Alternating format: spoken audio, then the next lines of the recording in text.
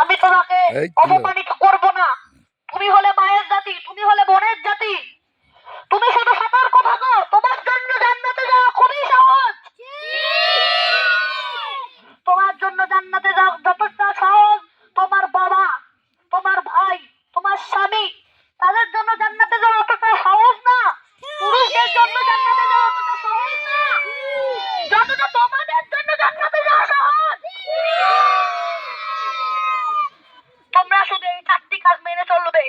সালাত 5 ওয়াক্ত পড়বে, রমজান মাসে সিয়াম 30টি করবে, রমজান মাসে সিয়াম মিস করবে না। রমজান মাসে 30টি রোজা যারা থাকে, আল্লাহ বলেন তাদের হিসাব আমার সাথে। তারা জান্নাতের যে কোনো দরজা দিয়ে ঢুকতে পারবে, তাদের জন্য কোনো দরজাই বন্ধ থাকবে না।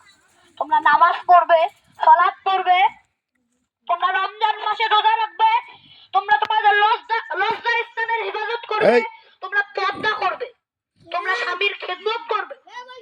স্বামী তিতা লাগলেও তোমাদেরকে মানতে হবে, স্বামী যদি মিঠা লাগে তাহলেও তোমাদেরকে মানতে হবে।